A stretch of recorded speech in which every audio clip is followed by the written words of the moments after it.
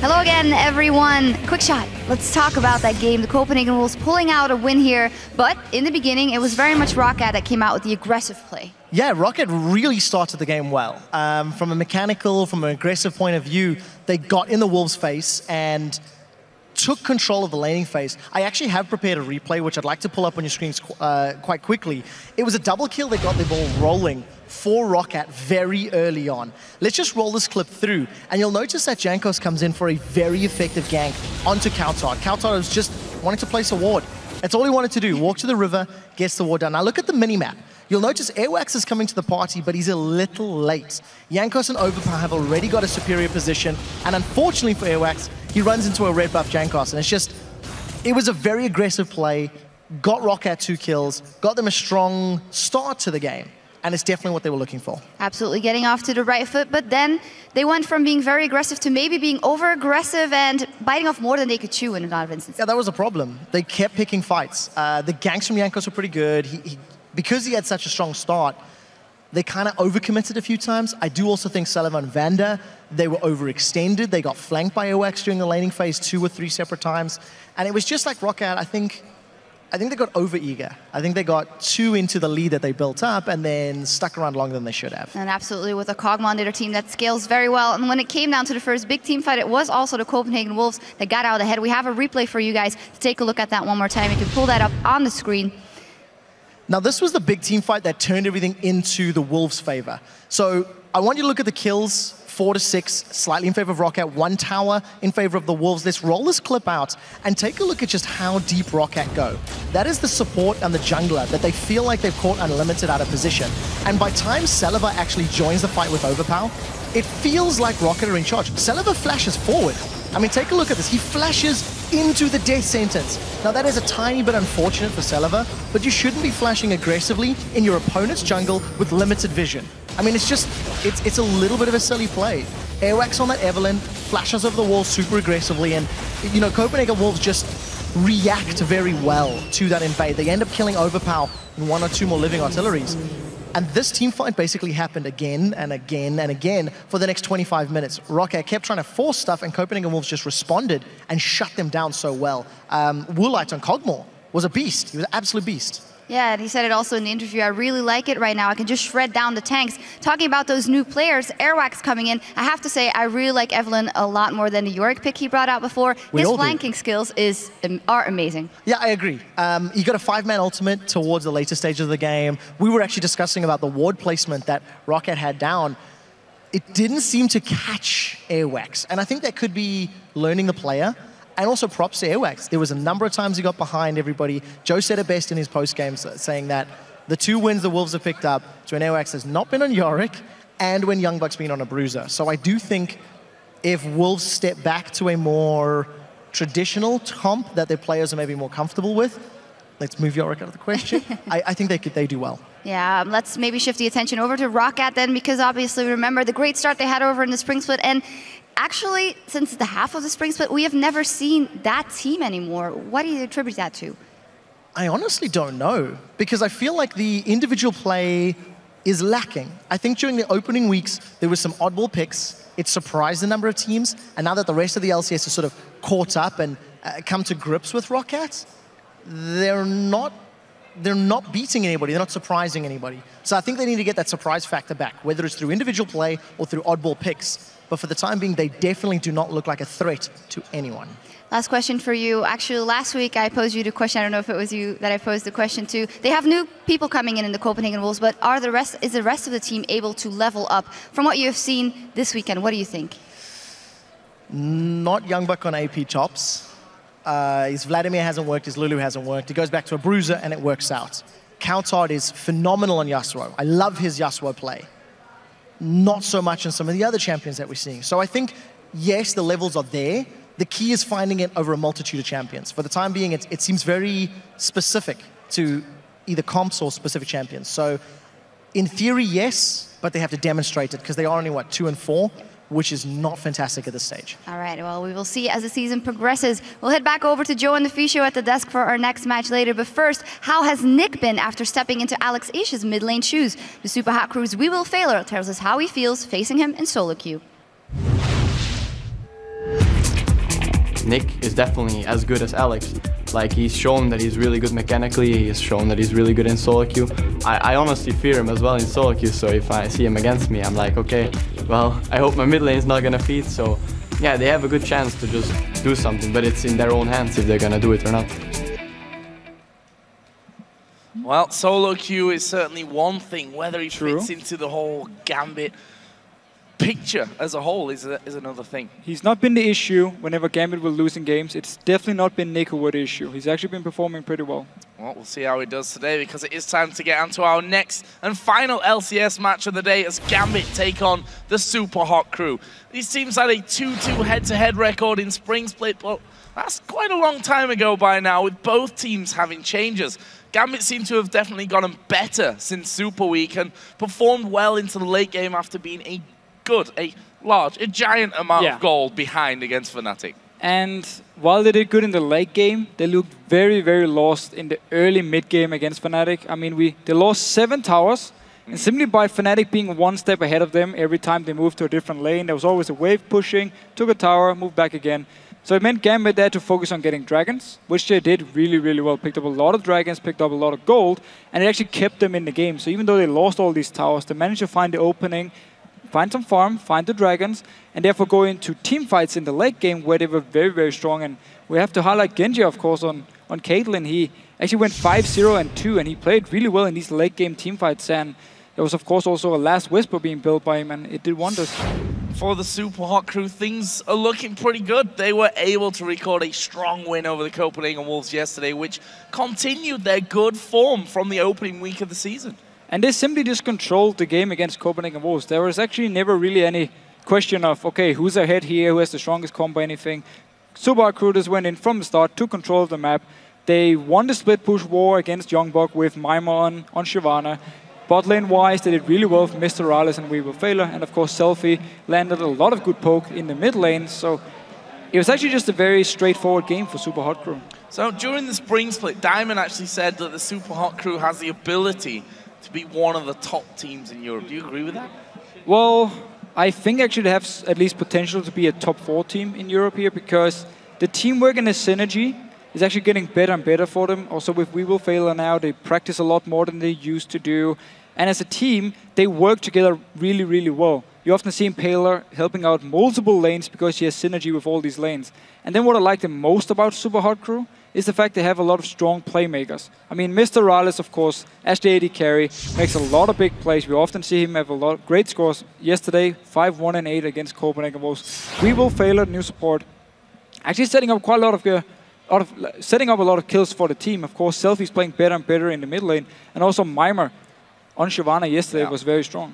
So let's have a look then at the starting lineups for this game. On the blue side this time around is Gambit Gaming, with Darien in the top lane, Diamond in the jungle, Nick in the mid lane, AD carry Genja, and of course Eduard on support. On the red side we have Super Hot Crew with Mimer in the top lane, Impaler is in the jungle, SELFIE as the mid laner, MrRalleZ the AD carry, and of course Impaler is the support. So let's take a look then at a last look here of the votes from LOLesports.com for today's games. According to those numbers, you've called it for Gambit by 60%. Considering current form, yes, Gambit did beat Fnatic yesterday, but looked a little bit ropey in doing so. The Copenhagen Wolves win for the Super Hot Crew was certainly dominant.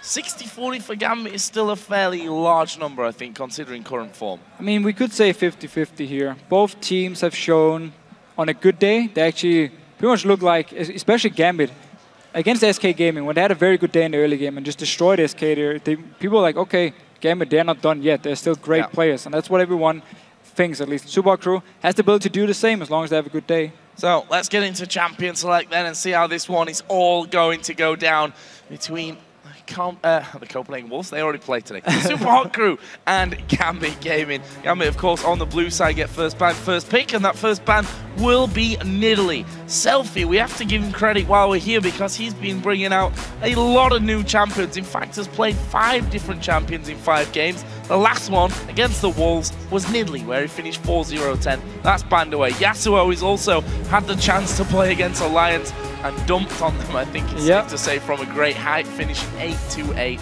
That'll be banned this time, though. He's actually been a pretty scary mid laner to face because he has these few key champions for him where he performs really well. Two of them are now banned away, so wisely enough by Gambit they target towards him. Try and getting on something, let's say a TF, where he had a lot of issues in week 1 against Curb in the early game, gave up some very easy kills actually. So maybe Gambit want to push him on to one of these champions where he won't be able to just sit on a comfort pick.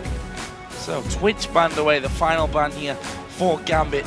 Doesn't seem to be a champion that Genja is so willing to play. And it's funny, Genja, because we've seen him so often. When Caitlyn was the flavor, he never wanted to play Caitlyn. Now it's Twitch and doesn't want to play Twitch whatsoever. That'll be banned away. Of course, Red Side Cassidy banned, and Jack's taken away from Darien, who did really, really well on it against Fnatic yesterday. First pick then for Gambit as it comes around, Shyvana for Darien. So with Shyvana being locked in here, which actually has been the go-to top laner for Mimer, especially when Jax was banned away, we need to see if he wants to go for Trundle, maybe he wants to go for Renekton and try and do a real early game setup here for Super Hardcore and just try and snowball this Renekton early on, put Darien completely out of the game and just try and win the game within like 30-35 minutes. Well, see about that one. The Super Hot Crew, will they take a bottom lane here as their first two choices?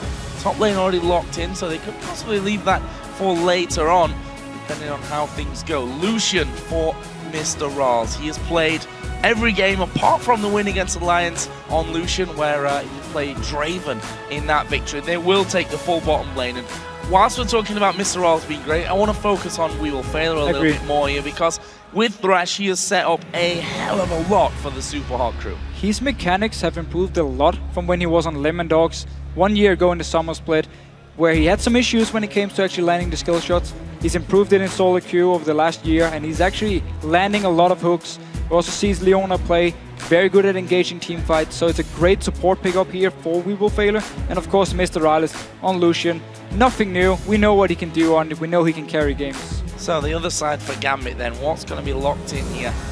Possible Elise. If we look down Gambit's choices so far in the jungle, Sin is also open. He's been in those four that we've been talking about all week long here. The Elise, Lee Sin, Evelyn, and Kha'Zix. In fact, played one from all of them there. And Lulu possibly here for Nick. He did play it yesterday against Fnatic. Had a bit of a horrible time in laning phase. Got dumpstered really by Pecky in terms of farm, but we saw as the game progressed that he became stronger and stronger. Actually didn't die in that game going 2-0-8. That's what he gets this time around. And this Elise pick here could be because they want to focus on, again, disengaging fights, of course, with Lulu, with Elise, and also focus on pushing down towers, because Elise, she's one of the few junglers who can actually attack from range and therefore get a lot of damage onto towers while staying back, don't have to go into melee range, which of course Lee Sin would have to do. Could be the reason they don't pick the Lee Sin, because normally Diamond would love to just maybe even first pick a Lee Sin. So Lee Sin, as while we're on that topic, was locked in by the Super Hot Crew for Impaler. We did bring out Lee Sin a couple of times twice our initial week, which was the first loss to Millennium and then the win over Roccat. Also going to see Kayle brought out for not MrRalleZ, for SELFIE in the mid lane. He played that one in the loss to SK Gaming in the third day of the Super Week 1. But so, for Super Hot Crew here, very standard picks, to be honest. I mean, Lee Sin, we see him pretty much every game. The dual lane is the same. Kayle has been very popular lately with the Hurricane build here. So Super Hot Crew going a very standard comp. And Gambit then, with now Caitlyn being logged in, really going for this tower pushing setup here. You have Eduard and Gragas now to disengage, you have Lulu to disengage, you have the net from Caitlyn, you have Elise, of course, can land a cocoon and then run away, repel away. So there's a lot of disengage from Gambit here. And then you have Darien doing his stuff up in the top lane, just applying a lot of pressure, forcing Super Hot Crew to send people up to try and kill him, while the rest of the team can just push down towers. What will the Super Hot Crew put against Shyvana this time around? If I look to previous games where they're against Shyvana, there's only one of them that was against Millennium in the opening game of the season. Irelia was the choice, actually, for Mimer. It's not going to be Teemo, I'm afraid, guys. Sadly enough, that would be a spectacle, that's for sure. But I do not believe Teemo will, in fact, slip through. Do it. And Mimer shook his head, he was like, no. No. Please don't lock it in. Please don't lock it in. Don't lock in Teemo, please. And of course, he switches away. Mundo, a champion which Mimer played a lot of in spring when he was so popular. And in the start of the spring split, we also saw this matchup close to every single game almost, with Mundo against Shyvana. We talk always about how Shyvana wants to go for the Blade of the Ruin King. do a lot of damage onto the Dr. Mundo, and Dr. Mundo just focus full tank, wants to sustain it, and going into the real late game part is where Dr. Mundo becomes this unkillable beast who can just tank up all the damage in team fights. So super hard crew here, with both Mundo, of course, with the Kayle pick in the mid lane, also with Lucian as the AD carry, looking for a very strong team fight combo, also going into late game parts. GMB Gaming as well, not weak in the late game. Caitlyn is one of the stronger AD carries once you really start hitting a lot of items in the late game, but the mid game for Caitlyn is the weak point of her, and that's where super hot crew can try and punish Gambit. This is Gambit's chance as well to tie up the scoreline in the table overall with the super hot crew. If they can win this one, both teams will be 3 for 3. We'll see about that one, and we want to know, of course, who you guys think came out ahead in the picks and bans. As usual, tweet at LOL Esports with hashtag GMB win or hash SHC win, and we'll see if your lineups have managed to sway your votes a little bit from that 60-40 that we saw in favor of Gambit from the LOLesports.com vote a little bit earlier on. And I think actually this game is going to really come down to, first of all, the top laners, of course. Do we get Mimer with a great start so he can become tanky very fast, or are we going to see Darien instead really starting to dominate the one-on-one? And then also when you look at the AD carries here, Caitlyn for me is a bit of a weird AD carry still. A lot of the people in Europe don't actually like to play her because her mid game is so weak, but also a person like Genja, of course, who can make it work if it gets to the late game.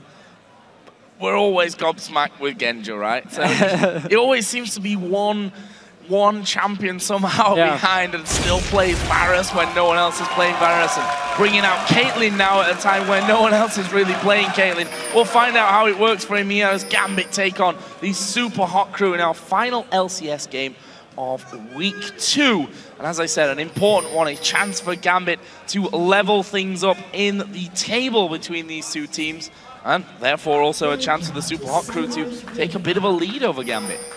Of course, we also need to see SELFIE on this Kayle here. We know how strong Kayle is in the late game. In general, super hot crew, they're good actually, except for maybe the real early stage with this Dr. Mundo here up in the top lane, but then actually already going into mid, and then of course into the late game, they just have an overall very strong comp. And then to help the Mundo in the laning phase, Impaler with Elise, of course, can be very active, or they can try and go for a lane swap and just have Mimer farming the jungle with Impaler. That is a deep ward from Mimer. We want to see where the lane swaps come in. Gambit saw that one coming down. And not often we see wards quite that deep, and there is the vote, and it definitely has swung. 57 to 43 is just another tick there for the super hot crew. And of course it was 60-40 from LOLesports.com in favor of Gambit before. So little swing in the favor of the super hot crew, seeing their picks. And let's be honest, they are on some comfort champions here. They are, definitely. We also need to see with Gambit here how they want to use their siege comp. If they just want to get a small lead early and just start grouping up 4 members and just pushing down towers. We need to remember with Kayle, you won't be able to instant clear waves. Like, you need a bit of time to kill all the minions here, so they need MrRalleZ in the mid lane to help clear out the minions. Otherwise, Gambit is always going to get a lot of damage onto towers. I'm expecting SELFIE to go into the now popular Hurricane build with that Kayle later on. So it takes a little bit of time to get that way, so it'll be a while before we're talking about that one. For now, the super hot crew are taking away the blue buff, and Darien, not for the first time this season, is on the other side of the map. This time, though, he will come around to safety. Of course, he got caught out. I think it was against Millennium, possibly, or even against Alliance, where he ended 1-9-4. I think that was the start of a bad snowball against him that game. Well, he actually went in here to ward the red buff, just to spot out when Impaler. Mimer decides to go up and do it after this Wraith camp here, and then just return back to the lane. He should actually be running around though with Diamond and just farming away, yet he's staying in the lane, trying to catch a bit of CS, but it's going to be very hard for him against both Impaler and MrRalleZ. So this mid lane, early push out from SELFIE, who hits level 2 slightly before Nick, and will try and utilize that extra level in when he's gotten him for a bit more damage and harassment in that mid lane. Of course, has himself the heal to come out with as well. See how that one all develops. As you mentioned, this top lane, Darien doing something that's become less and less popular for this exact reason here, and staying around in that top lane. So he did get level 2 at least for the dive, and we actually see Eduard and Diamond come in towards SELFIE here. Oh, Oh, the Ignite is going to go down. He's on the right side of the map from this one, and here is the dive onto Darien. He's actually going to be forced to flash away. Impaler trying to chase through, and SELFIE now headed to the top lane. He's like, okay, can't get back to base, maybe I'll try and get back to the rest of my team as Gambit come around to this top turret. They're going to try and stop that one from going down. They should be able to. Eduard joining in as well, so it's 3 members against 3 here. We'll be able to clear the wave very, very fast. Mimer teleported down to this bottom lane here to pick up some farm because it's only Genja. So now Mimer can actually farm 1v1, which is very good for him. Needing that farm to come his way, and should go ahead of Darien, who gets hooked into this one. Flay will knock him back. No flash, of course. Ignite went down, and MrRalleZ going very aggressive there. Not enough damage, though, in the end to finish off Darien. Very aggressive. Teleport is ready for Darien, so you can just join in again with Eduard and Diamond, of course, to continue to farm away in this one. So Gambit, they actually leave Genja to just farm early on here. They really want him to get ahead early so he can get into his late game point, where Caitlyn, of course, will be very, very strong, and where Super Hardcore instead actually put Mundo to get into this late game point and get the farm. Funnily enough, Mundo, same CS here as Darien Shyvana, so it is hard though for him to farm against the Caitlyn in a one-on-one, but still gonna pick up some solo XP and at least try and get some of the farm with the cleaver. See there, Genja utilizing that Piltover Peacemaker, and he headshot an auto attack, which will certainly knock some HP away from Mimer. But look at this, SELFIE now headed towards this bottom lane. Will Genja get caught out? He's got no ward. SELFIE's level 4. Genja does have flash. Oh, that maybe have stopped this one from happening. Depends how effective this slow is going to be. Ignite will be put down here by SELFIE. He's got his auto attacks going. One more will do it. SELFIE picks up the first blood, and that's always the danger of leaving your AD carry alone. Especially when he was this far up the lane, there was no wards to spot SELFIE moving from the mid lane. And as soon as he actually moved away, Impaler just walked into the mid lane to pick up the farm, made sure Nick couldn't actually move anywhere or push just the wave down. It's a very, very smart play by Super Hardcore, and really punishing Genja for being so far up in this bot lane all alone.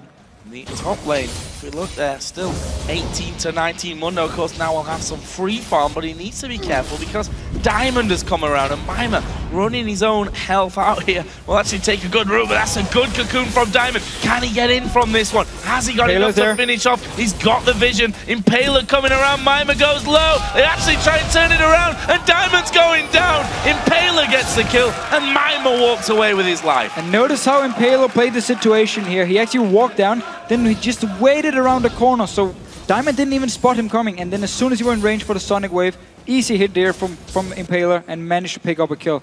Very, very strong start from Super Hardcore. And now Eduard coming towards this mid lane. There's no flash on SELFIE. What is he going to be able to do here? Belly slam will have to land, and that makes it a lot easier. A lot of damage coming in, but intervention will mean that he can walk back out of the lane. Didn't have his flash available. He used that earlier on, of course, to secure the kill on towards Genja. Survives for now. A little bit unlucky for Gambit there. SELFIE actually managed to get level 6 on the very last minion before Eduard showed in the lane. So of course, as soon as they saw he got hit level 6, couldn't actually go for the kill. At least Eduard tried, forced away the ulti from SELFIE. Eduard going back into the top lane now to help out with Darien, who does have a 5 CS lead over his opposite number. Mimer, there was a hook coming through, which Eduard would have had to be called in to support. In the end, Eduard will just leave Darien alone now and probably feeling okay. He's level 5, probably going to be hitting level 6 pretty soonish, which gives him all the more safety to deal with this Nick. And Impaler comes over the top of the wall, didn't even see he was in range there. Can he finish off Nick? No, not quite. Nick put him down a ward. Not sure really why. He's Scare him away, man. Scare him away. Impaler actually, if he had waited his ED and flashed after him, he would have managed to pick up the kill, but I don't think he expected Nick to just flash instantly away here. And very aggressive start from Impaler, doing a very good job being at the right place at the right time. And this is what he said early on in the Super Week, that yes, Lee Sin is a great champion for him because he loves to be aggressive early on, and that's where Lee Sin is going to be excelling. He just needs the coordination in the team to actually be top-notch so that he can actually pull that through and come out on top for his team. Looking like the Super Hardcore may get the first turret of the game away here as Darien tries his best to hold on to it, and at least for this wave, that turret will survive. Yeah, Gambit is losing out on this lane swap here because, first of all, Eduard left Darien now to 1v2 in this top lane, so the tower will take damage every single time Super Hardcore pushes in. And he went for a small roam towards the mid lane after he recalled. Of course, there was nothing for him to do there because Nick was so low.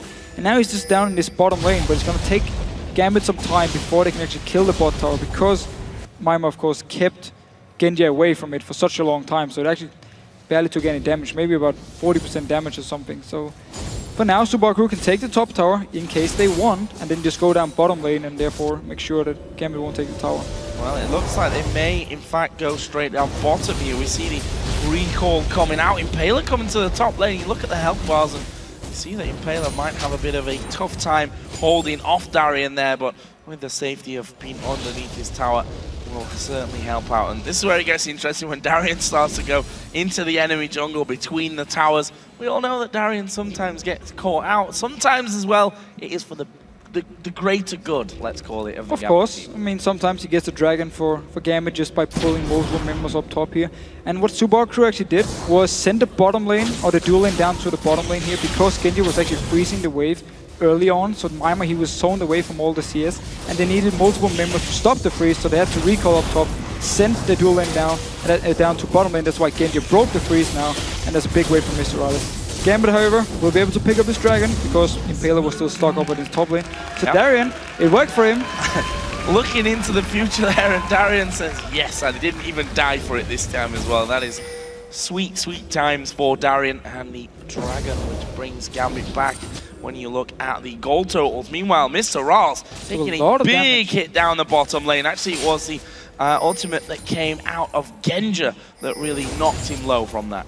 He was forced to farm under the tower once he actually came down to the lane, so there's a lot of poke from Gambit, as you said, ulti used as well from Genja. So all the summoners for the dual lane of Super Hardcore here. Diamond just staying around. Nick as well actually moving down towards them. Will this be a 4-on-2 dive? They've pinged in the brush because they know there's a ward there, and Diamond's actually going to come through the lane. That makes it a lot harder for them to retreat. The box going to go down from Failure. Cocoon not actually landed. There's a hook onto Eduard. He's underneath the tower. They do manage to get MrRalleZ. Will they get Failure as well? The repel from Diamond comes in. Oh, last second intervention. Diamond goes down. He did get Failure on his way out though. No one else there though now from the Super Hard crew to help get any more kills. They did hold the turret, but it's a 2-for-1. 2-for-1 here. Good aggressive move by Gambit. Diamond, he knew the wall was there, so he moved all the way around. And Mimer, because he was standing right in front of Darien, he couldn't teleport down to help. He would have been interrupted by the ult here from Darien, so he couldn't help the team. Therefore, 2 members went down. SELFIE managed to get a kill, which is, of course, is very good for Super Hard crew, but still gave up 2 here. Stinger already in there for SELFIE. And look at that, Impaler's coming around. Eduard needs to be careful. He body slam, gets him back behind the tower. And he's going to try and farm a little bit up here whilst his AD carry is gone. May just miss most of them as well. That's the case. Seems to be. He's got his barrel. There we go. He got it. Nice bit of gold for him. And very, very good move by Gambit, actually. SELFIE were the first one to move down bottom to kill Genja. Now Gambit did the exact same thing to the dual lane of Super Hard crew because they got so low under the tower. So just overall a very smart move. Nick pushed out the mid lane and then moved before SELFIE even figured out what was going on. I think this time around we saw him in his first game of the season, 0-0-0. Didn't really have much impact in the game whatsoever, as you would expect when someone finishes the game at 0-0-0. However, he has come into his own here a little bit more, I think, and looks to be feeling more confident in his role in this mid lane. Obviously big shoes to fill as well, certainly from a fan's standpoint. Everyone of course loved Alex. It's just Impaler goes in on towards Diamond. It's a lot of damage. Kick comes around. There's a burst from SELFIE that'll get them the kill, and now they're looking for Nick as well. Eduard will come around. There's the damage. Impaler flash. Intervention won't save his life. There's a kill for Nick. Intervention was way too late from SELFIE. All the damage were already done from Eduard, and then the intervention came in, so easy enough for Nick to just pick up the kill. First though, it is Impaler going aggressive onto Diamond. Again, this Lee Sin pick here has been very good for Super Hardcore and applied a lot of pressure on the map. It leaves them 4-3 up in kills, but slightly behind in gold now. Only 200 or so though, so not exactly a massive amount, as Darien once again was just going up towards the golems, and this time will be recalling. He started triple Dorans with 1 shield and 2 blades. Other side, Mimer, he's already got himself that giant's belt. And while Gambit actually fell slightly behind in the lane swap in this start. As soon as the swap came from Super Hot Crew, Gambit actually took full control of it. The dual lane down the bottom here, Genja and Eduard did a very good job getting MrRalleZ low so they could dive him afterwards and kill him. And up in the top lane, Darien actually pulled ahead in farm against Mimer. Yes, he just lost the tower, but still it was already very low from the lane swap itself. So Gambit doing a very good job. First freezing the bottom lane so Super Hot Crew had to swap around and then just punish Super Hot Crew for it. Gragas support causing a couple of issues from MrRalleZ, really zoning him out with those barrels that even here without it, you know, with a support Gragas still definitely do cause a little bit of pain. Genja also pushed up quite heavily here as Elise trying to get in. There's a ward in that brush though, so even if he gets past the vision of the minions, he's got to be a lantern gank indeed. Has to be, but we will fail it. There's no flash, so he needs to land the hooked in to actually get the engage on. Darien now, full control of this lane. A level ahead of Mimer, just takes the tower, doesn't even care about Mimer. No need to. Got himself a cutlass. No magic mantle as well on that last trip home. Sunfire Cake was the starting choice for Mimer though, over with Dr. Mundo. Mid lane, which is, I want to say been quiet, but only really been quiet between the two of them. Otherwise, we've seen like a lot of roaming down from SELFIE. 3-0-0 Darien, after saying that he's done a good job in that top lane, will actually be forced to use his ultimate to get out of the enemy jungle. To use the Olden Way, of course, to let his flash and teleport. Dragon comes up in 50 seconds here, so he can go back. Shop now either run straight towards the dragon, save his teleport, or he can move up towards his top lane if Mimer's actually pushing down the wave towards him. It seems for now he's just holding it where it is. And once again, action down his bottom lane. Genja used the ulti, and now the rest of the Gambit is here. There's a ward in there. I actually feel like they could have gone for that one, but they didn't know where SELFIE was. Have to respect the teleport for Mimer as well. They knew Darien was far away, and Mimer could join in at the tower here and turn things around. Well, it's probably going to be called to join in either way because you've got 20 seconds until the next dragon of this game comes into play. And bottom wave forced up onto the turret. We already saw a couple of men from Gambit there, but although they've already backed away back to the middle lane and the jungle for Diamond, that's a lot of damage to We Will Failer. Again, the Piltover Peacemaker coming in, a lot of damage onto We Will Failer. But dragon is now up. Gambit got the first dragon of the game. Super Hot Crew knew it was happening as they had a ward in that death rush and chose to leave it. No watch yet though from Gambit here. They don't actually know Super Hot Crew started, and now Real Fella, he's dead. He's dead. He's going to go down to that one. It's actually Genja that gets the kill. Dragon in the meantime went to the Super Hot Crew. They're going to try and close down here, or will they try and get themselves away? I think backing away is the only option really, as we are going to see them moving in. Impaler gets a very early intervention. Everyone's going low. Mimer's here, but Darien coming in around the side. He's kicked away before he can ulti through onto them, and that is bad news. They're chasing Mimer, but he's Dr. Mundo and he doesn't care. Flashes over the wall to get away. But still, Darien teleported behind the rest of Super Hot Crew there. Did a lot of pretty much panic from Super Hot Crew as soon as he came in there. They spread up in every single direction. Mundo went up towards the river. The rest of Super Hot Crew tried to get back to the tower. Notice here with the teleport, actually, we're just going to see the kill on We Will Failer first. Meanwhile, this is happening. Super Hot Crew is doing the dragon, and therefore We Will Failer, I would actually say he stayed too long. I'm not sure if he tried to bait them to stay in this bottom lane so they wouldn't try and stop the dragon, but ended up cost his life.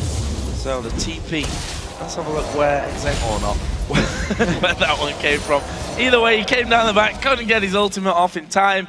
That's how it went down. Either way, it was the dragon for the Super Hot Crew. They're still behind you in this game though. Right, about 400 gold. Still a lot of towers though up for grabs here. Only one apiece taken down, both of them in the top lane.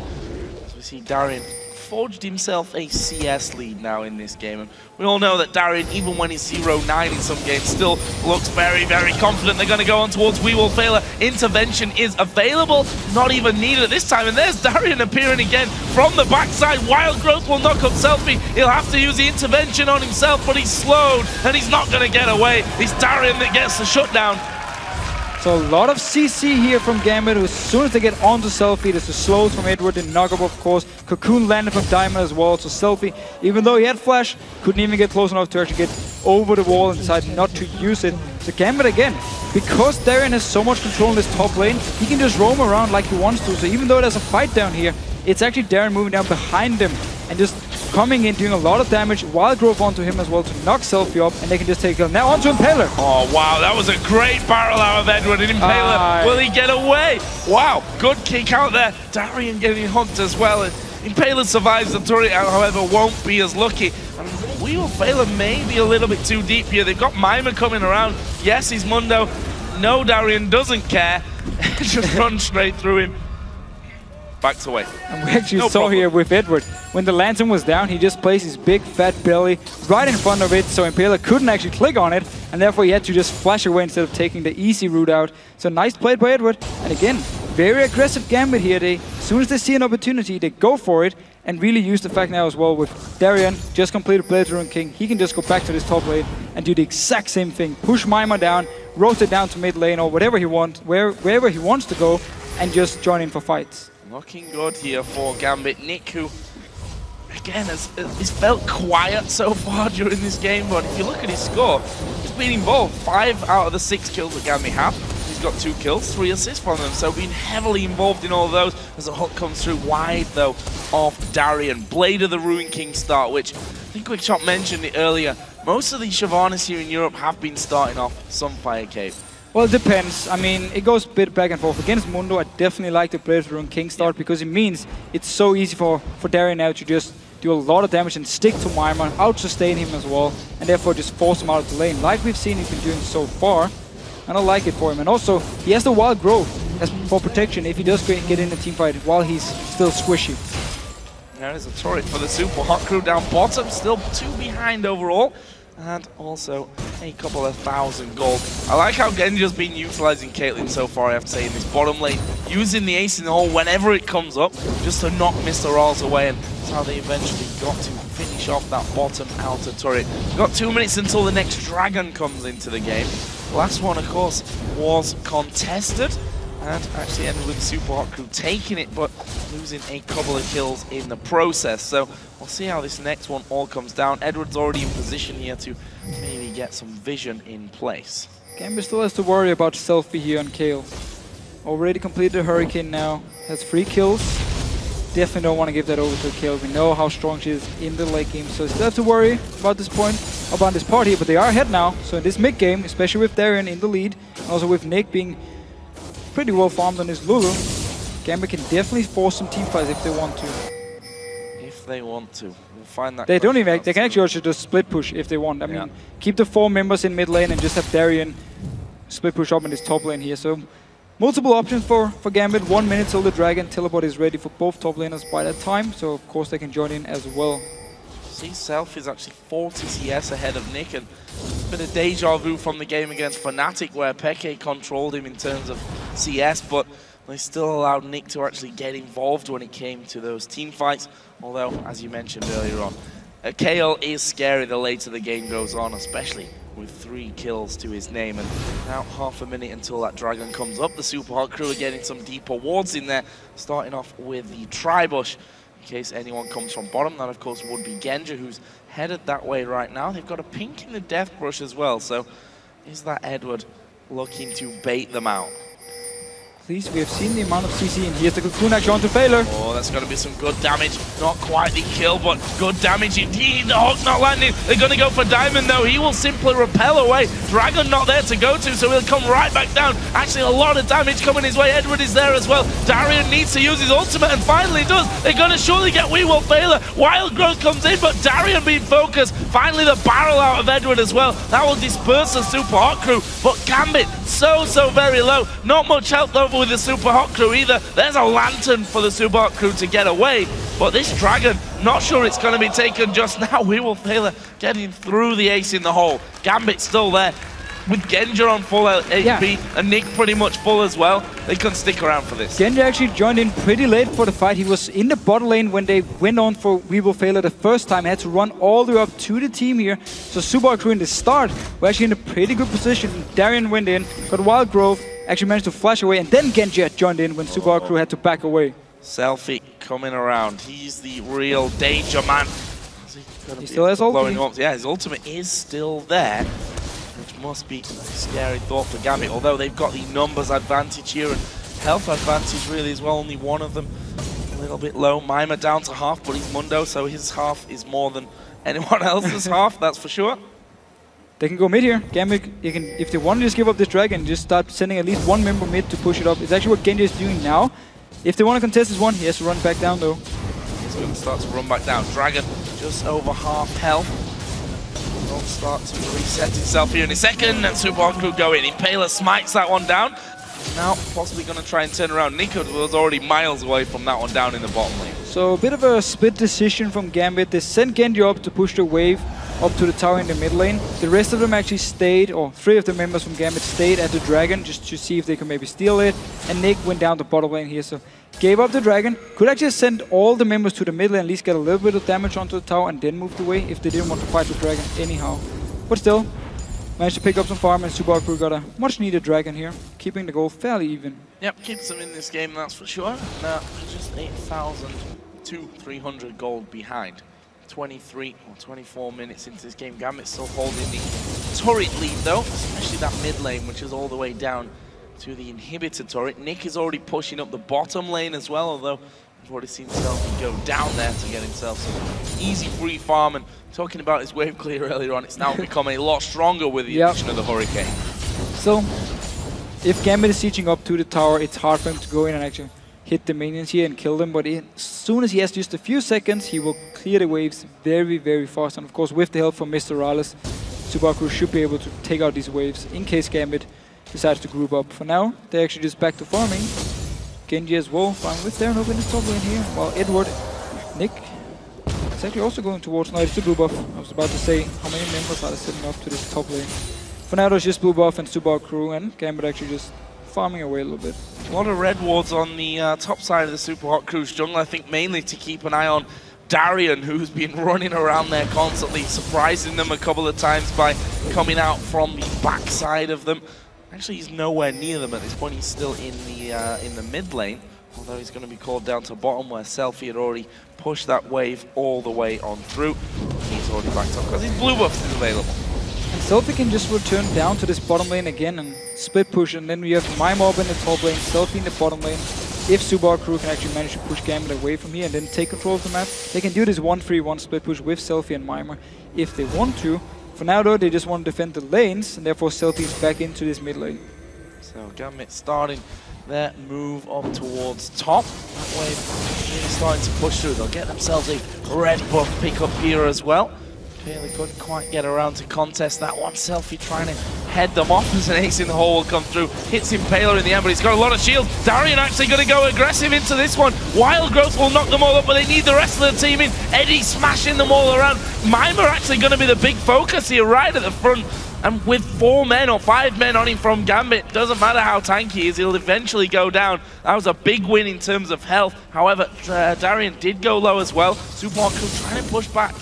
And it was the 2 tanks here from both teams that took all the damage, therefore nobody actually went down. Mimer had to flash over the wall to get out. It was a pretty good engage onto SELFIE, forced his intervention very early on in the fight here, but then the rest of Super Hot Crew could just join in, and actually nobody went down. Kills from that one. Showing how willing Gambit are here to really get going, or certainly how willing Darien is to dive into the rest of the enemy team, although that's not really anything new from what we are used to seeing out of Darien. He's just gone back down to that bottom lane to push things out, but he may be called to middle here. 5 men from the Super Hot Crew are going to go for this outer turret. Don't know what's going to stop them because Mundo can actually hold it up, but that cocoon onto Impaler may just be what they're looking for with a turnaround onto Eduard. A lot of damage coming through. A lot of damage here, almost landing a hook as well from Impaler onto Genja. Super Hot Crew, they continue to pressure attack, going in! Oh, Impaler around the back, he's kicked Genja away and he's going to surely go down. No! Last second intervention, ace in the hole comes through, it's Diamond that gets the kill, and now Darien's in the middle of them as well. A little bit further behind, slowed down. It'll be a 1-0 though, they'll take that any day. So they traded the tower for a kill onto Impaler here, who tried to insect kick back Genja. He flashed away as soon as he saw the flash actually from Impaler here, so very smart play, and therefore didn't get kicked into the team of Super Hot Crew. Still though, tower went down. Darien didn't use his teleport, he actually ran the entire way from bot lane up to mid here to join in with the team. So, as we are about to hit the half-an-hour point of the game, let's have a look where the gold leaves us. 1,200, 300 gold lead for Gambit, and tower advantage on their side at just 4-3, so not a massive lead on that front. We are going to see the Dragon coming up here in just over a minute's time, which could certainly sway how that gold looks. Last Whisper for Genja now. He has enough gold for it. He's just been farming up the entire time. Can sell his potion. Buy the Last Whisper now. And get towards this Caitlyn point where he really becomes strong in the fights. And that's really what Gambit wants. Then you have Lulu to protect him. Unless Lulu, of course, wants to use the Wild Growth on Darien when he jumps in. But you can still kite. You have the slow from Eduard. You have the knockback from Eduard. The kiting, the slows from Nick. So can be hard for Subaru to actually get onto Genja here in the late game team fights. Unless Impaler gets a good kick onto him. Mimer's trying to stick to Eduard, and actually Eduard using his ultimate there to knock them back somewhat, but the Super Hot Crew already starting to close in on them with Impaler, with WeWolfAiler, but Eddie, for such a big lad on that Gragas, he's actually managed to dodge pretty much everything they throw at him. Dodging around. Good moves by Eduard. Didn't actually invest anything for Subaru Crew's side, chasing him down. Eduard had to use the ultimate, of course, but still managed to get away from it. Now Diamond focus off Super Hot Crew's attention. Good cocoon onto WeWolfAiler. I don't think there should be too much of a follow-up from that one, although now the rest of the team are coming in. Diamond, will he get involved? Mimer gonna get hit by the next slowdown, and in the end, SELFIE keeping Darien away. That is a lot of damage coming Darien's way. He might be forced to ulti. No. And this is the scary point again for Gambit. Late game, nobody will be able to 1v1 SELFIE on this Kayle here. That's why, again, Subaru can do this split push. They can even send Mimer up the top lane if they want to. For now, it's the Dragon. Teleport coming in from Darien. He just went back to base to heal. Dragon already down, though, in favor of the Super Hot Crew, and they're going to take the Lantern away. It leaves Mimer all alone, but he's got his ultimate running, and Mundo regenning super quickly up to full HP. That was a good pickup from the Super Hot Crew. Actually brings them level now in terms of gold, and Gambit looking to make a move possibly onto that mid lane. They want to force the teleport out from Mimer, at least stop him from pushing in this bot lane here, so they apply a lot of pressure now to this mid lane. Will he teleport behind? Genja actually isn't there with his team. He's running down to this bottom lane, so it's only 4 members, not the AD carry from Gambit pushing off. A bit weird. A bit weird, and could have been deadly if WeWolfAiler have landed that hook. Genja taking the long way around on the backside of his turret just to be super safe with that one. Don't want to be getting caught out and giving up a kill. But as we said, that last Dragon for the Super Hot Crew now brings the gold back to pretty much bang level. We've gone past the half-an-hour point of this game. See if any more big plays come out, or whether it's a case of settling down a little bit longer, farming up a little bit more. You already know that SELFIE is going to be getting stronger and stronger. He's got a Void Staff now added in to his Nash's Tooth and the Hurricane. It's going to be so scary for Darien if he tries to one-on-one SELFIE. For now, those Subaru Crew moving all 5 members down to this bottom lane. No teleport on Darien, and he's recalling from this top lane, so he won't be there in time. He's going to be coming late to that party, and the turret may already be gone. In fact, I think it will be already gone. That is absolutely decimated by the Super Hot Crew. That's the tie-up on towers, and also the gold lead swinging back to SHC. So smart move by them. They, of course, know Mimer is already pushing the wave up in the bottom lane. They spot Darien up in the top lane. Instantly just move down here, picks up the tower very, very fast. If SELFIE goes for a Lich Bane as well in the late game, he can really also just destroy towers. I think here in the audience we've got 2 separate fan groups for Gambit and the Super Hot Crew. See who comes out on top of that one a little bit later on, because right now things are so very even. The question is, as things develop, we will start to forge themselves somewhat of a lead. Genja! Oh! He nets into it! He's not going to escape that one. We will. What were you doing, Genja?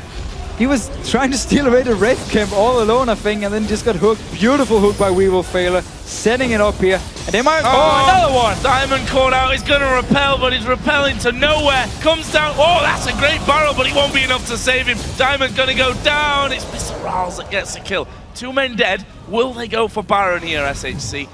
They've had bad experience trying to rush down Barons. There's no Ziggs and there's no Smite from Diamond here, so they will start it. Darien can still jump in, try and steal it. Eduard without his ulti. Nick without his ulti here. Gambit's gonna be hard, it's gonna be a risky one.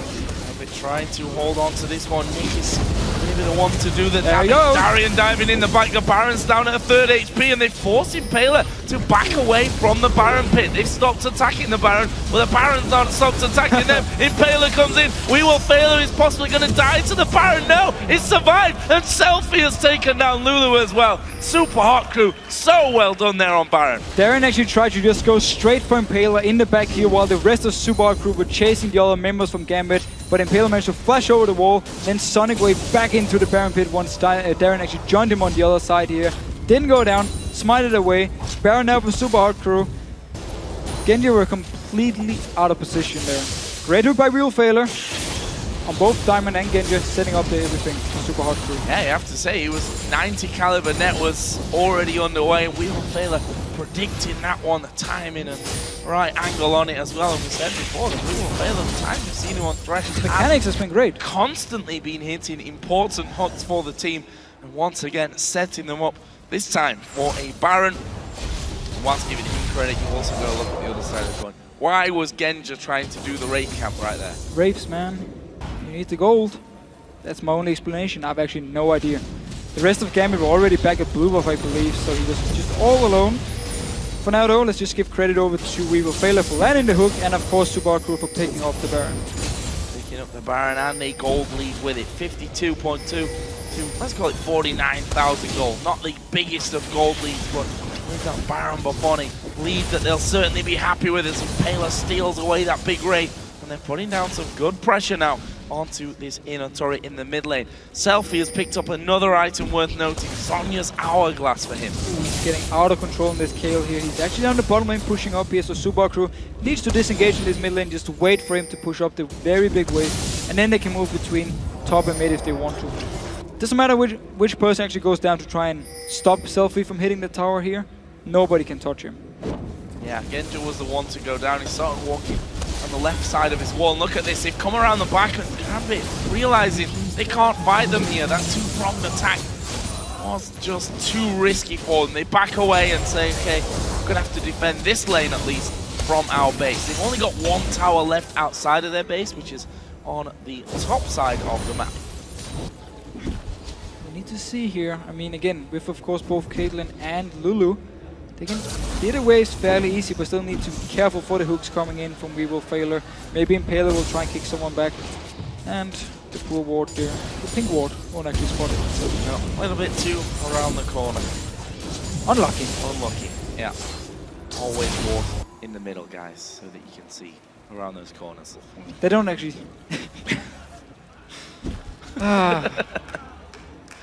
Unfortunate to say the least. We'll see if that comes to haunt them. I honestly don't really think it will make too much difference on this one either way, but maybe I will be wrong on that one. Let's see. Let's push again.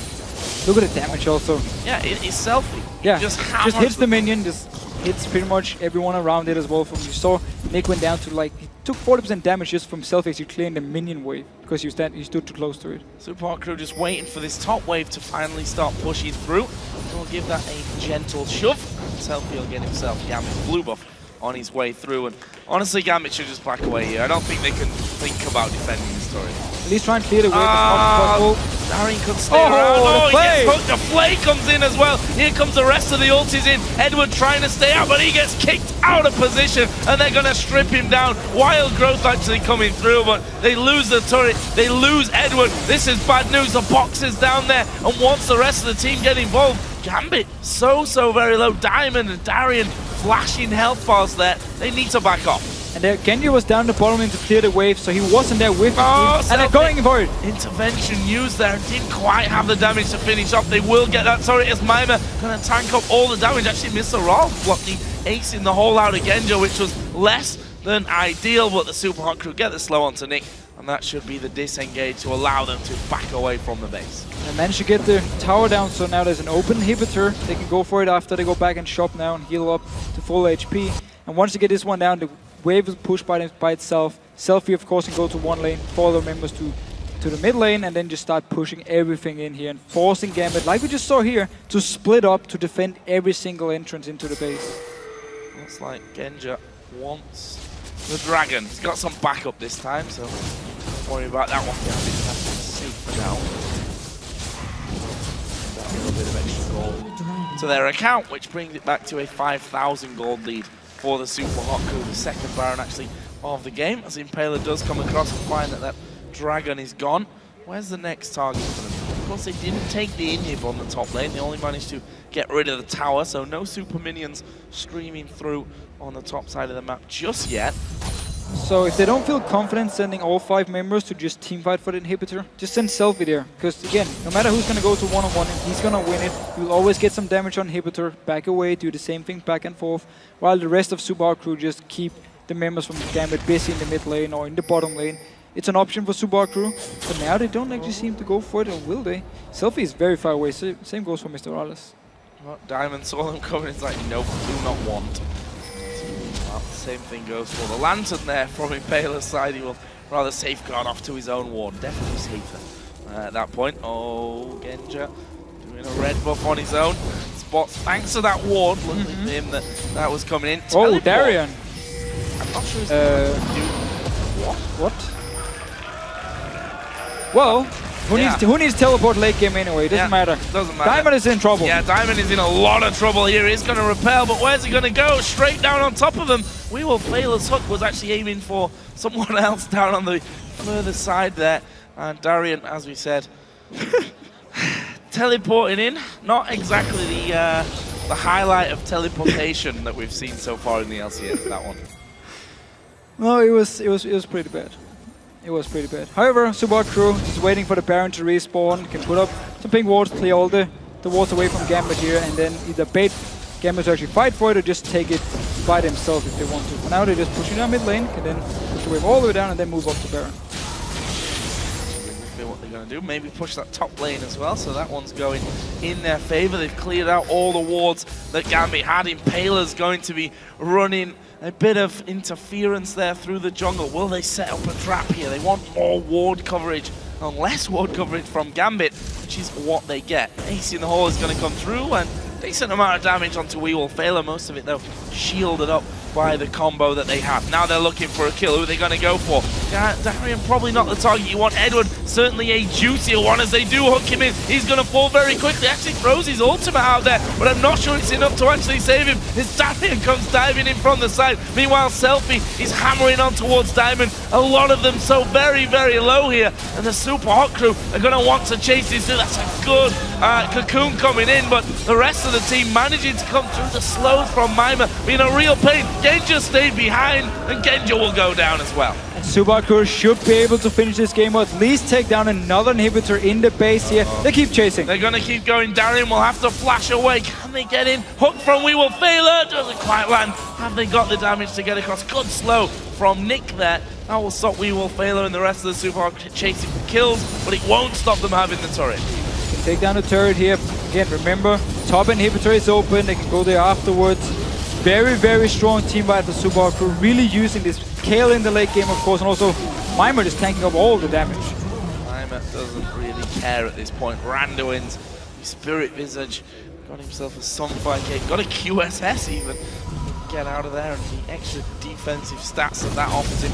Baron, of course, is live here, so Super Hot Crew can once again bait around that as they did so nicely just a few moments ago to get that fight going. And there's no teleport on Darien, remember, so he can actually stay in the bottom lane to defend the super minions coming and then go to, teleporting up to stop the Baron. So that's why Gambit now actually want to go and start it themselves, maybe. No, just want to at least get a ward down and then possibly back. Are they actually going to start it? They've waited a hell of a lot of time, and there's Mimer teleport. Mimer's coming in from the side here. He's actually going to be TPing right onto the head of Darien in the end. There's Eduard's ultimate, came out real early. Not sure it was the ideal timing for them. MrRalleZ going to throw the calling out. Eduard flashes away from the damage as SELFIE goes for Darien. Don't get that kill, but they'll transfer over to Diamond, who repels and comes right back down on top of them. Wild growth used, but it's not enough for the hook onto Nick again. MrRalleZ setting that one up. It's a double kill for MrRalleZ now at 5-2-4. Beautiful again by Super Hot Crew. Mimer so confident he can just tank multiple members from Gambit, teleports in behind him, starts the whole fight. Good hook again from We Will Failure to give them a kill. Double kill action from MrRalleZ. Now Super Hard Crew pushing down again. Second inhibitor will fall. That one was left open earlier as they took down that inhibitor turret. That leaves the base now. A juicy target for them, especially with a Dr. Mundo this late on in the game who's going to get his ultimate running. First Nexus turret will drop. The focus now turns to the second one. That will fall like nothing. And the Nexus itself is finished off. The Super Hot Crew take down Gambit in the final LCS game of week 2. Very strong team fights here for Super Hot Crew in this game. And they managed to punish Gambit every time they made a mistake. That's why they actually got ahead. That's why they got the Baron when they called out Genja at the Rave Camp. Took the Baron afterwards here. It's a very nice play by Super Hot Crew. And also SELFIE on Kayle here in his mid lane. Early on he picked up all the kills. Teamfight-wise, he was very, very strong, and of course, We Will Failure, landing the hooks left and right. We see that Kayle, such a strong pick time and time again. We say that Roback made struggle earlier on the game, which honestly he didn't do this time around either. He had a good control even on the late phases, out-farming there as well. Yeah, some credit to Gambit, however. Early on in the lane swaps, they actually fell behind in CS. But then because Genja managed to freeze the bottom lane, they forced Super Hot Crew to send their dual lane down to the bottom lane. And that's where Gambit actually took over in the early mid-game. Darien won his lane up one-on-one against Mimer. Down the bottom lane, of course, Genja and Eduard did a very good job getting MrRalleZ and We Will Failure low so they could dive them with Diamond and Nick, pick up kills for Gambit. Actually also got quite a gold lead. So Gambit there showed some very good moves after the early lane swaps here to really turn it in their favor. But then when it actually came down to the mid-late game part, Super Hot Crew were just one step ahead and managed to punish Gambit. Yeah, I mean, Darien had such a free roam on that top side of the map. We saw the Super Hot Crew place 3 or 4 wards on their own top side of the jungle just to see where Darien was because he kept coming around, kept flanking them. Okay, we saw that dud teleport and ultimate coming out of Darien in the end, but actually didn't die during that game if we look down the scoreboard. 1-0-2 he ended with that one, but again, the Super Hot Crew, MrRalleZ, once again mopping up everything that was given to him. SELFIE got to the point on Kayle where it's just almost impossible to deal with the damage that they can throw at you. Yeah, and also Mimer on Mundo, of course, managed to pick up a lot of farm. Got so tanky, we saw him teleport into 4 members from Gambit, and there's nothing like, they know, we don't even want to hit him because we know we're not going to kill him. We have to run away already. So, again, for Super Hot Crew, they have some very good individual players. And that's why they can make these plays here. And that's why as soon as they see an opportunity to see the enemy team make a mistake, they will punish you. Remember Rocket in week 1, Super Hot Crew were actually behind. Rocket went for the Baron. Super Hot Crew was like, okay, walk up, punish them, kill them, take the Baron, win the game. So they're very good at reacting to what's happening on the map. And then, of course, team fighting itself is something they're very good at. It's funny as well because we heard from Impaler yesterday and Shox asked him the question, who's calling for the Super Hot Crew right now? And he said, whoever shouts the loudest, basically, is what happens. Of him and We Will Failure. Whoever shouts the loudest, they will listen to. And if the guy shouts twice, nobody will say a thing. Just do what the guy's saying because he clearly knows what he's doing. I'm not sure that's the most perfect way to call in team fights, but it seems to be working for the Super Hot Crew now. 4 wins, 2 losses. Their losses came against Millennium in the first game of the season, where Millennium were looking brilliant. They've lost to SK Gaming, who are arguably the second, or you could even say best team around right now. Alliance, of course, had something maybe to say about that one a little bit earlier on. But for the Super Hot Crew now with wins against the Lions, against Rocket, against the Copenhagen Wolves, and now against Gambit, they are looking incredibly good. They're definitely looking like a top 4 team in Europe. Diamond predicted last split. He said this team here, there's some good players. I mean, as long as they get the teamwork and synergy going, they can really start becoming a top team in Europe, and that's what they're doing now. And of course, we have to remember last split, they had a very good period as well, and then they actually stopped and just lost a lot of games in a row. I believe in the very last Super Week, they actually lost every single game they played. So we still need to see if they can keep this very, very strong play going, or if they're going to drop up and down, up and down, up and down, like some European teams, or maybe pretty much every single European team normally does. Consistency, the name of the game for the Super Hot Crew. Shox and QuickChart are standing by to talk with the Super Hot Crews. We will fail it, so let's send it down to them. Thank you very much, Joe. We are indeed happy to be joined by We Will Failure, actually, for the first time in the summer split here in the LCS. Of course, we've already seen you playing last year when you were on Lemon Dogs. How has it been coming back into the LCS and gelling with this team? Well, it's really awesome. I mean, Like in Lemon Dogs, it was completely different. Like, it was a really different scenario. It was my first time. And with these guys, it's like everything feels right. They wanted me to join the team instead of like just making it myself. And yeah, that feels really awesome. How has it been transitioning for you and the team, considering you did replace Mixer from the spring split now to the summer split? What's the vibe like in the team, and how did you adjust? Well, me and MrRalleZ have played before together. So it wasn't really a hard transition for me. Like, we had to just learn to play together on the bot lane, get used to each other again. But before the rest, like, the team had a straight plan. I gave my input on the plans, and it was really easy to just fit in. Let's focus on this game. You mentioned that synergy with MrRalleZ, and you also mentioned to us before, I didn't do that good in the early game here, and also Super Hot Crew was just really aggressive. Yeah, I don't know, like, the early game was a bit hard for us. We did a really good early game, but then they out-rotated us to bottom, and they dived us, and we lost advantage, and MrRalleZ was like 2 levels behind. I was not really capable of doing anything, because Eduard's Gragas was like awesome, so yeah, it was really hard for us. I want to ask you a little bit about that. During the spring split, if MrRalleZ didn't have a good game, then the Super Crew wouldn't win. This game, MrRalleZ was average. He really didn't shine, but the rest of the teams seemed to step up and carry. SELFIE in particular has had a very good week. What is it about this game that allowed the other members of the team to help you win?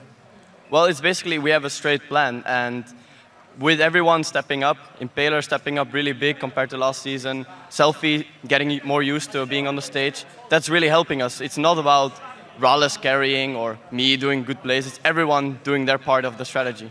Well, no, do not sell yourself short, because your Thresh is really good, and it was instrumental again, because it went quite late again. So tell me how you guys were able to close it out, and why is it always so close for you guys? Well, this game we picked up like, we knew we did some mistakes, and we wanted to put them, like, we do our plan that we wanted to do instead of just like making mistakes, and we said like, yeah, now we need to do this, we need to do that, get good wards, and then in the end it was like, okay, a good hook, we can engage, and then when we got ahead, it was just easy because we could just say, okay, just stick together, push out the lane, go mid, get the inhibitor, and yeah, it was good.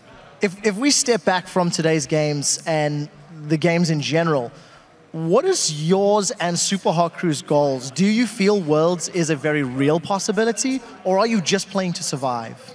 We're playing to win every game. We're not playing to be first, to second, to third. It doesn't matter. We just want to be happy with our performance and get better. It doesn't matter if we get Worlds or not, but of course everyone wants to go to Worlds. So, what would be the trick? What would Super Hot Crew need to do in your mind to qualify as one of the top 3 teams to go to Worlds? Keep up doing like we're doing now. Just everyone looks at their mistakes, looks at their individual mistakes, looks at our team mistakes, and just be able to talk about it. If we can keep doing that, then no one goes mad over mistakes, and we can just work on them really well, I think we'd actually do it. If we then take a look at the other teams, obviously you played a lot of players and teams already when you came into the LCS the first time. What would you say are the strongest teams right now, the ones you should be most wary of in that race for Worlds? I think definitely Alliance and SK, they're playing really well. Their team synergy is going as they want it to be. They have the picks every game, so they're out-rotating most of the teams. So I think they're definitely the ones that gonna contend the spot. I want to ask a question about those 2 teams. We know SK have got some analysts, the sports psychologists in the background. Alliance seem to be improving in their macro game. They've got these 2 mystery analysts that they refuse to name at this point in time. We know that Super Hot Crew has an analyst as well. How are you interacting with your team analyst, and how does he actually help your team? Well, he tells us individual things about like runes and masteries if we need it. And as well, he's helping us with the strategies, which comp we're gonna go. And then the most important thing is that after scrims, we just look into our replay together with him. And he's saying, okay, here you made a movement mistake. Here you could have moved to bottom instead. Here you moved, for example, back into the lane instead of going into the jungle. Here you missed to put a ward. That's the things that he's doing the most. And how is life like in general? I think I recall that you guys didn't have a gaming house back with the Lemon Dogs. Now you're living with these guys in a house. I saw a very disturbing tweet of Impaler 2 weeks ago, I think, of something written on the bathroom wall. But how has it been living with this guy? It seems like a fun bunch. Yeah, it's fun. These guys are awesome. And like, yeah, you got to imagine like 5 guys like us living in a house that just... It sounds like a lot of fun. Yeah, it is. All right, well, keep up the good work, and thank you very much. Now we're going to send it back over to Joe and the Fish Show for a look at the table. Thank you very much, Shocks and Quick Shot. So guys, with week 2 now complete, here are the current standings of the European LCS Summer Split. Alliance have broken away from the pack and are now in first place all by themselves at 5 wins and 1 loss. Then it's back into the Titanic table in second, where we have SK Gaming and the Super Hot Crew with 4 wins and 2 losses. And in 4th place, we have Fnatic and Millennium, tied at 3 wins and 3 losses. And after that, of course, we have the Copenhagen Wolves and Gambit, they're tied together in 6th place at 2 wins and 4 losses. And down in the bottom, we have Rocket, who lost today against the Copenhagen Wolves with only 1 win and then 5 losses. Yeah, the action really ratcheted up today, and well, today has been the dubious distinction of being the bloodiest 4-game day in the European LCS so far, with absolute multitude of kills. Real action-packed day.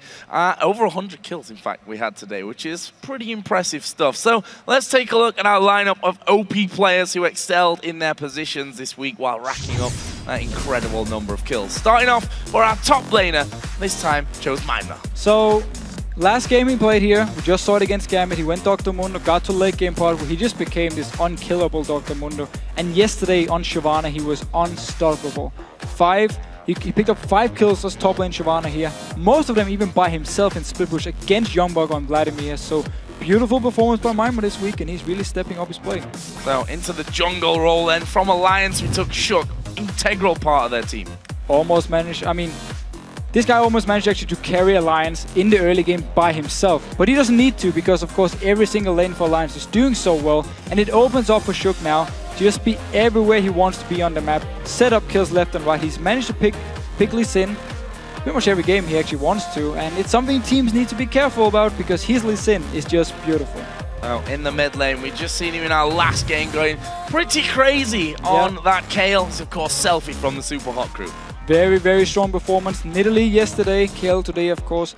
Really liking these different kind of mid lane champions from what we saw last split from him, of course, where it was more of LeBlanc types. Now he's focused more on Nidalee. We have Kayle here, and it works for him. It works for Super Hot Crew. They're very good at going also to these mid-late game points where they can focus on having SELFIE, land some good spears, to just go completely crazy and Kayle here. And overall, he's actually been very consistent.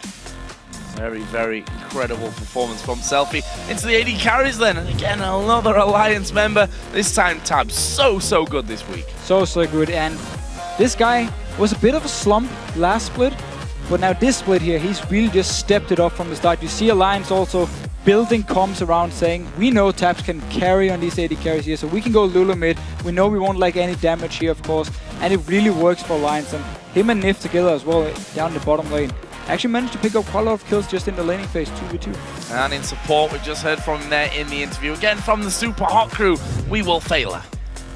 Pretty much one of the biggest playmaking supports we have in Europe at the moment. His hooks land left and right. He sets up kills for Super Hot Crew. His Leona has been great. We saw him in the last game again, landing hook after hook.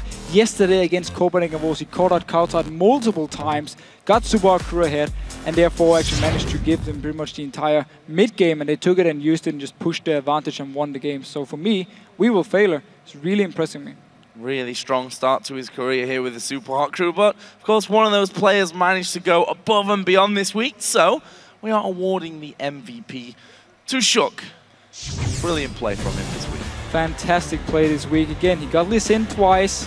It's been his main champion, and every single time he gets Lee Sin, we just see him set up kills, set up beautiful kicks into the rest of Alliance, and they can manage to get kills. And we actually have a clip ready that highlights his performance this week, from landing first blood against Millennium to securing the last kill in a team fight against SK Gaming to clinch the match. Shook's Flying Monk showed iron will in both of Alliance's wins. He does jump in, he could get flayed straight away. Oh, there it is, just used it, there's the death sentence, hooks him in!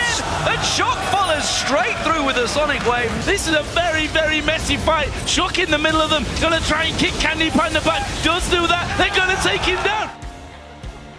Absolutely brilliant. The kicks over and over in combo with Nif, so good. And this is what we've pretty much been told by all the Alliance members last split about Shook here. In scrims, you're just an absolute monster. He would just make plays left and right, but we didn't see it in the LCS.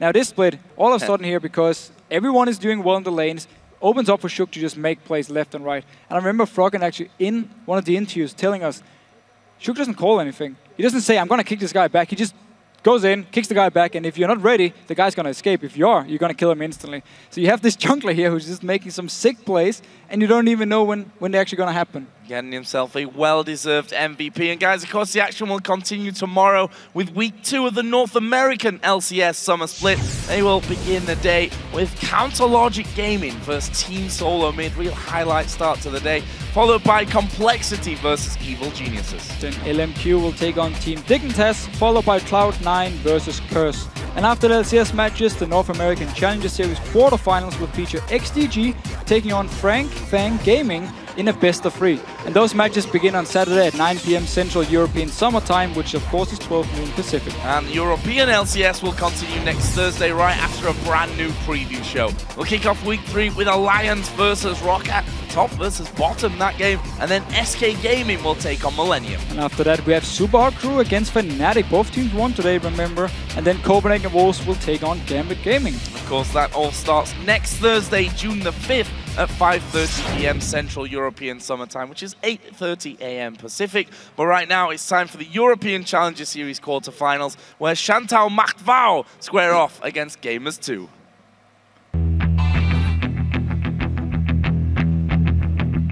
First and foremost, League of Legends is a very fun game. It's a MOBA, and it's like something that I very much enjoy. I was pretty surprised. I was like, wait a second, you can actually make a living out of this in the future because it's getting so huge. League of Legends for me is a measurement of my talent and my ability to show my hard work. I'm prepared to change my mindset for being a well-known player. If you qualify through the Challenger Series, you control your destiny. Getting into LCS is a bit of a dream. It's just something that I can look up to and say, I can get better at this. I'm not the best, I can get better, and I want to get better. You can't make any plays by yourself. You know, it's a 5-man team, and there's no one person that's going to make the game for everyone else. It was a combination of dedication, hard work, a lot of determination, I'd say. The only thing that can be on your mind is the game. Nothing else. Nothing else matters. Being able to qualify kind of legitimately, you know, by my own hard work is definitely a big goal for me, and I'm ready to take that step.